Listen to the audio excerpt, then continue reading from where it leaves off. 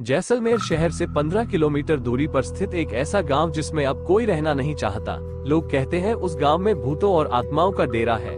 कहा तो ये भी जाता है कि उस गांव में फैली दहशत के पीछे जो कहानी है वो उससे भी ज्यादा भयानक और खतरनाक है, जिसकी बुरी नजर की वजह से जो भी उस गांव में आता है वो अकाल मौत का शिकार बन जाता है। यूं तो हम सभी ने कभी ना कभी भूत प्रेत पिशाचों से जुड़ी कहानियों को पढ़ा या सुना होगा। हो सकता है कुछ ने ऐसी पारलौकिक शक्तियों का सामना भी किया हो, लेकिन जो कहानी हम यहाँ आपको सुनाने जा रहे हैं वह थोड़ी अविश्वसनीय जरूर है, लेकिन स्थानीय लोगों के लिए वह एक बेहद खौफनाक सच है जिसका सामना उन्हें अक्सर या कहें शायद रोज ही करना पड़ता है। मरने के बाद भी जिंदा है वो कुलधरा। जैसलमेर से 15 किलोमीटर दूरी पर स्थित एक गाँव अपनी दहशत के लिए आसपास कुख्यात बन गया है।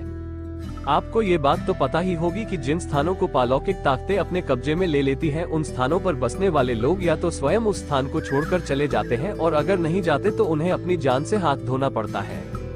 कुलधरा भी ऐसा ही एक गांव है जहां पहले ब्राह्मण समुदाय का वास था। ऐसा माना जाता है कि सन 1825 में इस गाँव में रहने वाले पालीवाल ब्राह्मण और आसपास के 84 गाँवों के लोग रातों रात अपना घर छोड़कर चले गए थे। सन 1300 से इस गांव में पालीवाल ब्राह्मण की पीढ़ियां रहा करती थी और रक्षाबंधन के एक दिन सभी इस गांव को छोड़कर चले गए।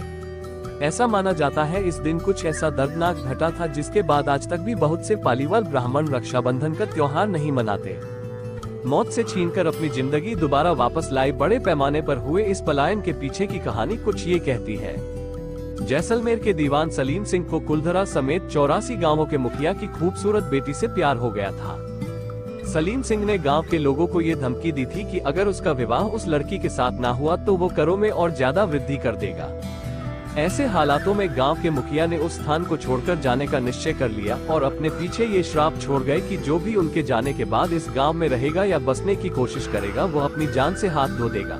मुखिया और उसकी के जाने के बाद गाँव के बहुत से लोग धीरे धीरे करके बीमार पड़ने लगे या फिर अकारण ही मृत्यु के ग्रास बनते गए।